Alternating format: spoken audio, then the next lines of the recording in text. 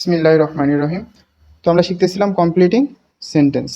আজকে আমরা গুরুত্বপূর্ণ কিছু রুলস শিখবো। দেখো, যদি থাকে ইনস্পাইট অফ, ডিসপাইট, বাট, দো বা অল দো, তো এগুলো যদি থাকে, হ্যাঁ, এই ক্লোজ মার্কারগুলো যদি থাকে, তাহলে এরপরে সর্বদাই যে সেন্টেন্সটা হবে এটা হবে বিপরীত অর্থপূর্ণ বাক্য।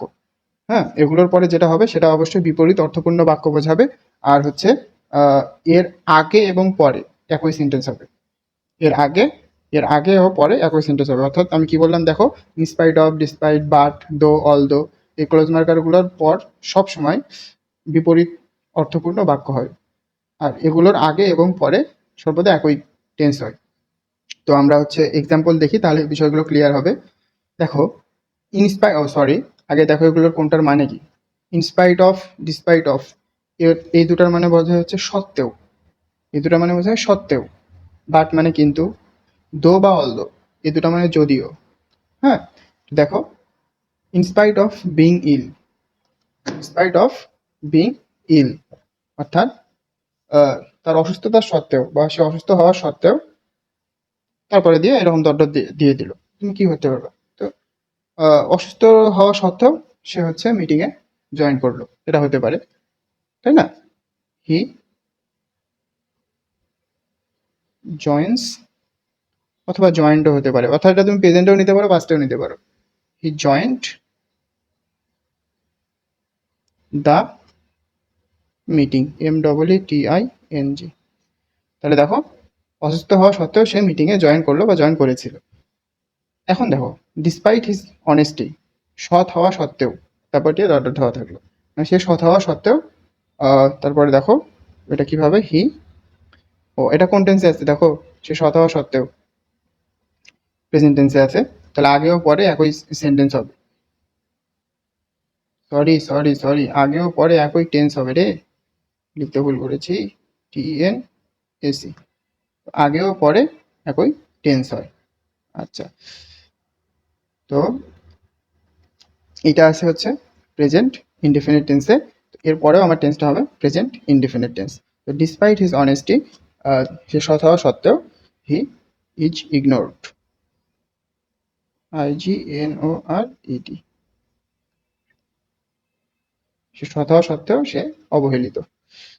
এরপরেরটা দেখো, হি ওয়াজ সো ব্রিলিয়েন্ট, সে খুবই মেধাবী, but but dot dot dot দেওয়া থাকছে। He was sorry he was not so brilliant, সে খুব একটা মেধাবী নয়, বাট পাস্ট ইন্টারিজম। তাহলে দেখো, এটা ওয়া দেওয়া আছে মানে পাস্ট ইনডিফিনিট টেন্সে আছে, তো বাট দিয়ে ডট ডট ডট দেওয়া আছে, তো আমরা এই পরের যে অংশটা এটাও পাস্টে কমপ্লিট করব। বাট, তো আমরা লিখতে পারি but passed in the examination, he was not so brilliant but passed in the examination. এরপরটা দেখো, দো ফট ফর হিজ কান্ট্রি, দো হি হবে একটা, দো হি ফট ফর হিজ কান্ট্রি, তারপর দিয়ে ডট ডট ডট ডট থাকলো। হি ডিডন্ট, ডিডন্ট কেন লিখলাম বুঝছো তো? কারণ এটা পাস্ট টেন্সে আছে। He didn't get any recognition.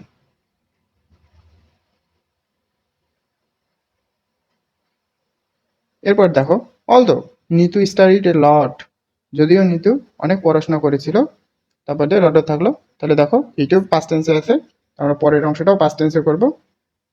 She failed in the examination. তাহলে দেখো আরেকবার, in spite of, despite of, but, though, although, এগুলো পরে সবসময় বিপরীত অর্থপূর্ণ বাক্য হয়। হ্যাঁ, এবং এগুলোর আগে এবং পরে একই টেন্স হয়, এগুলোর আগে এবং পরে একই টেন্স হয়। দেখো, in spite of being ill, he joined the meeting, despite of his honesty, he ignored.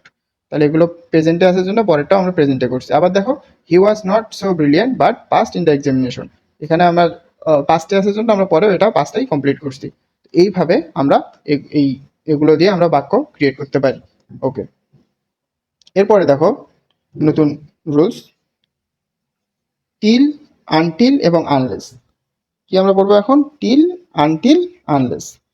এই এই তিনটার মধ্যে দেখো, যদি টিল থাকে, সেন্টেন্সে যদি টিল থাকে, তাহলে আমরা অ্যাফার্মেটিভ অথবা নেগেটিভ দুইভাবেই একটা সেন্টেন্স ফর্ম করতে পারি।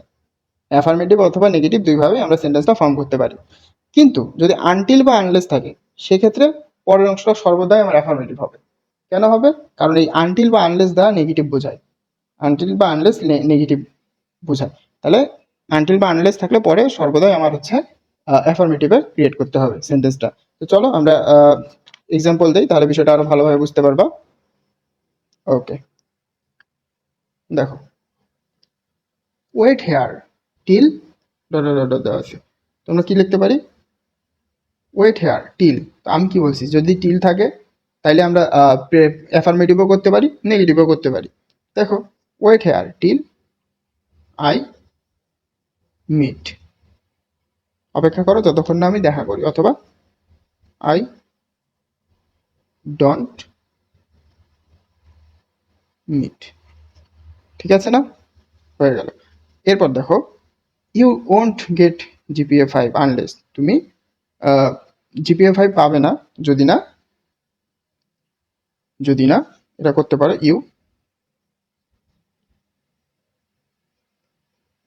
স্টাডি রিয়েলি হার্ড, অর্থাৎ কঠোরভাবে স্টাডি না করলে তুমি জিপিএ 5 পাবা না। এরপর দেখো আরেকটা, ওয়ার্ক টায়ারলেসলি আনটিল, নিরলসভাবে কাজ করো যতক্ষণ না ইউ রিচ ইউর গোল, যতক্ষণ না তুমি তোমার লক্ষ্যে পৌঁছাও। তাহলে you reach your goal. So আশা করি তোমার এই রুলসটাও ভালোভাবে বোঝা হয়ে গেছে। তো এই রুলসটা কি বলছিলাম? টিল, আনটিল এবং আনলেস। হ্যাঁ, এগুলোর পরে টিল যদি থাকে, যদি টিল থাকে সেন্টেন্সে, তাহলে অ্যাফার্মেটিভ অথবা নেগেটিভ দুইভাবে আমরা সেন্টেন্সটা ফর্ম করতে পারি। আর আনটিল বা আনলেস থাকলে সর্বদাই আমরা অ্যাফার্মেটিভে সেন্টেন্সটা ফর্ম করব। ওকে, আচ্ছা, এখন আমরা জানবো প্রভাব সম্পর্কে। তো দুই একটা প্রভাব আসেই পরীক্ষায় কমপ্লিটিং সেন্টেন্সে। তো দেখো প্রভাবগুলো কোন কোন স্ট্রাকচার আসতে পারে, এটা একটু দেখে নেই। হয়তো বা তোমার প্রথমে এইভাবে দিতে পারে, দেয়ার গোজ এ প্রভাব দ্যাট, তারপরে ডট ডট ডট থাকতে পারে, it is said that dot dot dot, there is a প্রভাব that dot dot dot, it goes without saying that dot dot dot. তো এইভাবে আসতে পারে, এগুলো স্ট্রাকচার। তো প্রভাব জিনিসটা হচ্ছে তোমাকে পড়তে হবে, হ্যাঁ, তোমাকে জানতে হবে। তো তোমাদের বইয়ে এইচএসসি যে সেকেন্ড পেপার যে বই আছে, ওখানে দেখবা যে হচ্ছে অনেক প্রভাবের জন্য আলাদা একটা চ্যাপ্টারই আছে, ওখানে বিভিন্ন প্রভাব আছে। তো এগুলো তুমি পড়তে পারো, পড়ে পড়ে আয়ত্তে আনতে পারো। হ্যাঁ, তো আমি হচ্ছে তোমার হচ্ছে কিছু ইম্পর্টেন্ট 12-13টা প্রভাবের নাম বলতেছি, যেগুলো মোটামুটি আসেই পরীক্ষায়। যেমন ধরো, সময় কারোর জন্য অপেক্ষা করে না, মানুষ মাত্রই ভুল, গাইতে গাইতে গায়েন, হ্যাঁ, সবুরে মেওয়া ফলে, অর্থই অনর্থের মূল, পরিশ্রম সৌভাগ্যের প্রস্তুতি, তারপরে আয় বুঝে ব্যয় করো, যেমন কর্ম তেমন ফল, সঙ্গী দ্বারা মানুষ চেনা যায়, তারপরে অল্প বিদ্যা ভয়ঙ্করী, এরপরে হচ্ছে সব ভালো তার শেষ ভালো যার, সততাই সর্বোৎকৃষ্ট পন্থা। তো এই যে প্রভাবগুলো আছে, এগুলো দেখা যায় যে পরীক্ষায় অনেক বেশি আসে। তো তুমি এগুলো করতে পারো, এর পাশাপাশি আরো তো অনেক আছে, ওগুলো দেখতে পারো, কাজে দেবে। তো একটা এক্সাম্পল দিব আমি। হ্যাঁ, দেখো কিভাবে আসতে পারে। এখানে দেখো কি আছে, দেয়ার গোজ এ প্রভাব ড্যাট, এরপর ডট ডট ডট আছে, তারপরে কি লেখা আছে দেখো, so we must make proper use of time. তো দেখো, এটা টাইম রিলেটেড বোঝাচ্ছে। হ্যাঁ, টাইম রিলেটেড আমরা প্রভাব কি জানি, যেমন time and tide waits for none, time and tide waits for none. তো যেহেতু সময় রিলেটেড, তখন আমাদের এই যে গ্যাপটা আছে, এখানে আমাদের বলবে কি, এখানে আমরা বসাইতে পারি টাইম অ্যান্ড টাইড ওয়েটস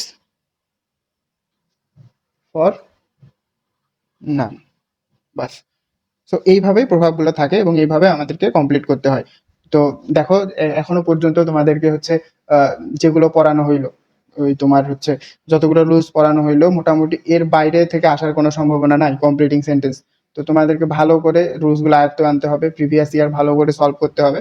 যত বেশি প্রবলেম সলভ করবা, তত বেশি তোমার এই জিনিসগুলো সম্পর্কে আইডিয়া হবে এবং তত বেশি কারেক্ট করতে পারবা। ধন্যবাদ।